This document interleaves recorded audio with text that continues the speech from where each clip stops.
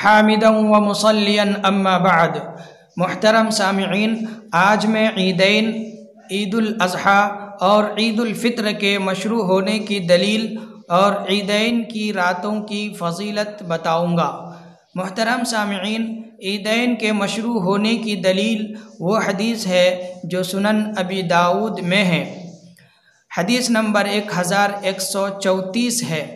حضرت انس رضی اللہ تعالی عنہ فرماتے ہیں، قدم رسول اللہ صلی اللہ علیہ وسلم المدینہ، کہ اللہ کے رسول صلی اللہ علیہ وسلم مکۃ المکرمہ سے ہجرت کر کے مدینۃ المنورہ تشریف لے آئے۔ وَلَهُمْ يَوْمَانِ يَلْعَبُونَ فِيهِمَا، تو اللہ کے رسول صلی اللہ علیہ وسلم نے دیکھا کہ ان کے پاس 2 دن ایسے ہیں جن میں یہ کھیل تماشا کرتے ہیں اور خوشیاں مناتے ہیں۔ تو اللہ کے رسول صلی اللہ علیہ وسلم نے پوچھا، ما هذان اليومان، ان 2 دنوں کی کیا حقیقت ہے؟ تو اہل مدینہ نے جواب دیا، کننا نلعب فیہما فی الجاہلیہ، کہ ہم زمانہ جاہلیت میں ان 2 دنوں میں کھیل تماشا کرتے تھے۔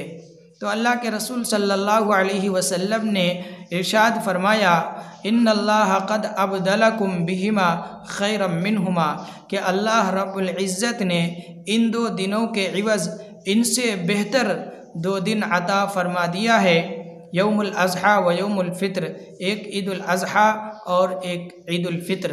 یہ حدیث عیدین کے مشروع ہونے کی دلیل ہے۔ عیدین کی راتوں کی فضیلت سے متعلق وہ حدیث ہے جو سنن ابن ماجہ میں ہے۔ حدیث نمبر 1782 ہے۔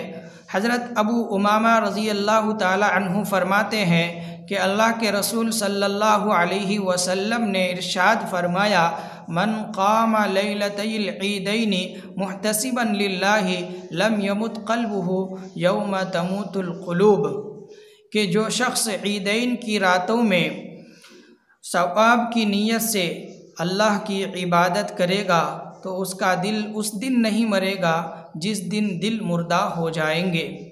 اس حدیث کی تشریح کرتے ہوئے شراح حدیث لکھتے ہیں کہ جو میدان محشر میں خوف و ہراس اور تکلیف و پریشانی کا یہ عالم ہوگا کہ لوگ زندگی پر موت کو ترجیح دیں گے، تو جو شخص ان 2 راتوں میں، عیدین کی راتوں میں عبادت کرے گا تو وہ میدان محشر کے خوف و ہراس اور تکلیف و پریشانی سے محفوظ رہے گا، اور ان کو میدان محشر میں چین، سکون اور آرام ملے گا۔ اللہ رب العزت ہم سب کی میدان محشر کی تکلیف و پریشانی سے حفاظت فرمائیں، آمین۔